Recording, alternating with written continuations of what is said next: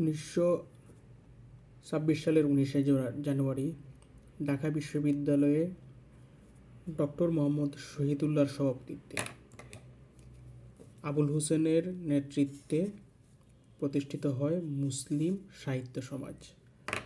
মূলত ব্রিটিশ শাসনামলে যে নীতিগুলো ছিল, এই নীতিগুলোর সাথে মুসলিম সমাজ, বিশেষ করে ঢাকার যে মুসলিম সমাজ, সেই নীতিগুলো অনেক ক্ষেত্রে গ্রহণ করতে চায়নি, কিংবা অন্যান্য নীতি গ্রহণের ক্ষেত্রে পিছিয়ে ছিল। এবং যে ধর্মীয় যে কুসংস্কারগুলো, এইগুলো সংস্কারের উদ্দেশ্যেই এই মুসলিম সাহিত্য সমাজ প্রতিষ্ঠিত হয়। এখানে প্রধান ভূমিকায় ছিলেন আবুল হোসেন, ওনার নেতৃত্বেই এটা প্রতিষ্ঠিত হয়।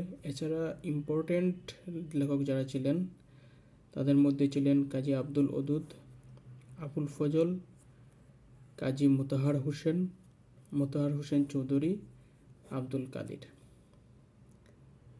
কাজী নজরুল ইসলাম মুসলিম সাহিত্য সমাজের অধিবেশনে যোগ দিয়েছিলেন। আর এখান থেকে ভেরি ইম্পর্টেন্ট যে জিনিসটা, সেটা হচ্ছে শিকা পত্রিকা। মুসলিম সাহিত্য সমাজের যে মুখপত্র হিসাবে যে পত্রিকাটা বের হতো, সেটা হচ্ছে শিকা পত্রিকা। এই পত্রিকার উপর দিকে লেখা থাকতো, এটা বিখ্যাত একটা লাইন, জ্ঞান যেখানে সীমাবদ্ধ, বুদ্ধি যেখানে আড়ষ্ট, মুক্তি সেখানে অসম্ভব। এখন তৎকালীন সমাজ আসলে এই মুসলিম সাহিত্য সমাজের যে কর্মকাণ্ড, সেটা মেনে নেয়নি। আবুল হোসেন তখন আদেশের নিগ্রহ নামে একটা বই লেখেন। আদেশের নিগ্রহ, এটা হচ্ছে 1929 সালে। এই বই লেখার পর উনি তৎকালীন সমাজের ক্ষোভের মুখে পড়েন এবং উনি ক্ষমা চাইতে বাধ্য হন। উনি 1931 সালে চাকুরি থেকে অব্যাহতি নিয়ে ঢাকা ছাড়তে বাধ্য হন। আর এখানে যদি আমরা এই যে মুসলিম সাহিত্য সমাজ, এই যে মুসলিম সাহিত্য সমাজের আন্দোলন যেটা, এইটাকে কলকাতার দ্য বেঙ্গলি পত্রিকা নাম দেয় বুদ্ধির মুক্তির আন্দোলন।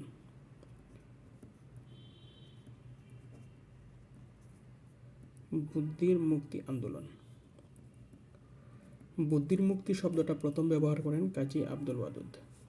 ওনার একটা লেখায় এই শব্দটা ব্যবহার করেন, এই জন্য এই আন্দোলনটাকে বলা হইতেছে বুদ্ধির মুক্তি আন্দোলন। এখন এখানে যে লেখক যারা ছিলেন, তারা তৎকালীন সময়ের সেরা লেখকগণ যারা ছিলেন, তারাই মূলত এই আন্দোলনটা প্রভাবিত করেছেন। এক সময় আবুল হোসেন চলে যাওয়ার পর এই আন্দোলনটা স্তীমিত হয়ে যায় এবং 1936 সালে তখন মোটামুটি মুসলিম লীগের পাকিস্তান আন্দোলনটা সক্রিয় হয়ে যায়। পাকিস্তান গঠনের জন্য যে একটা আন্দোলন, সেটা সক্রিয় হয়, এই জন্য 1936 সালে এটা বন্ধ হয়ে যায়।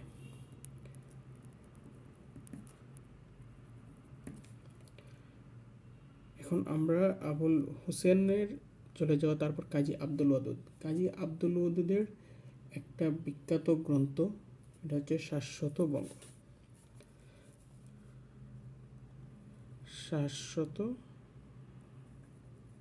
বঙ্গ। এটা হচ্ছে কাজী আব্দুল ওয়াদুদের বিখ্যাত গ্রন্থ। আর একটা হচ্ছে বাংলার জাগরণ। তাহলে বাংলার জাগরণ, শাশ্বত বঙ্গ। কাজী আব্দুল ওয়াদুদ থেকে এই দুইটা থেকে নর্মালি কোয়েশ্চেন আসে। আবুল ফজলের যদি আমরা বলি, আবুল ফজল থেকে কি একজন নাম করা লেখক উনি, আবুল ফজল। ওনার যে বিখ্যাত যে বই দুর্দিনের দিনলিপি,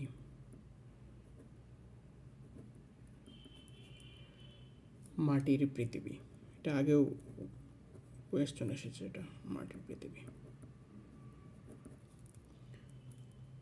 রেখাচিত্র।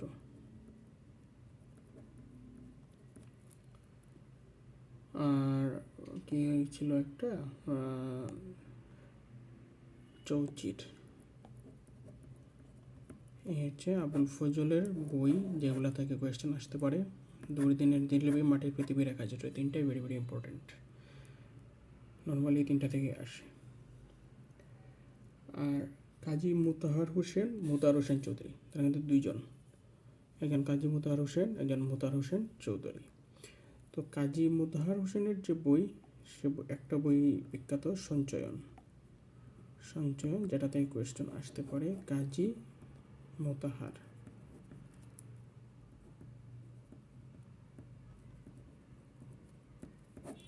কাজী মোতাহার হোসেনের বই সঞ্চয়ন। আর মোতাহার হোসেন চৌধুরীর যদি আমরা বই বলি, তো ওনার বইয়ের বিখ্যাত একটা বই হচ্ছে সংস্কৃতিকতা। মোতাহার হোসেন,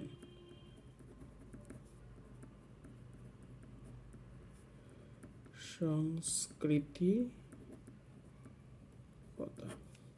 এটা হচ্ছে ওনার বিখ্যাত বই। আর উনি এই একটা বিখ্যাত উক্তি ওনার ছিল যে ধর্ম সাধারণ লোকের কালচার, আর কালচার শিক্ষিত ও মার্জিত লোকের ধর্ম।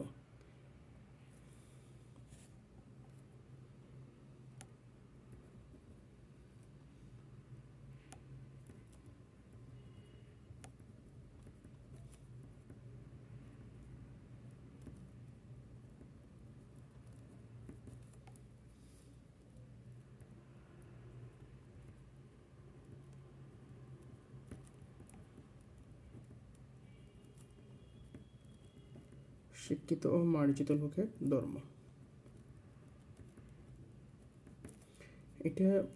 এটা বলছেন হচ্ছে মোতাহার হোসেন চৌধুরী।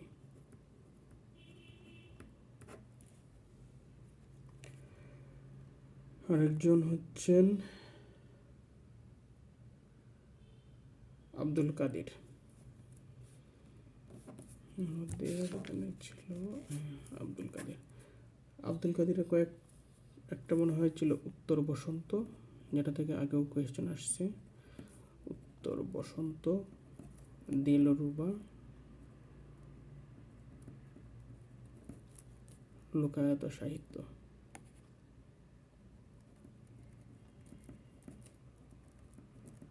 হচ্ছে আব্দুল কাদেরের রচনা উত্তর বসন্ত, দিলরুবা, লোকায়ত সাহিত্য। তাহলে এইবার প্রশ্ন আসার সম্ভাবনা এখান থেকে মুসলিম সাহিত্য সমাজ বা বুদ্ধির মুক্তি আন্দোলন, যদি আমরা যেটাই বলি, এটা থেকে প্রশ্ন আসার সম্ভাবনা অনেক বেশি।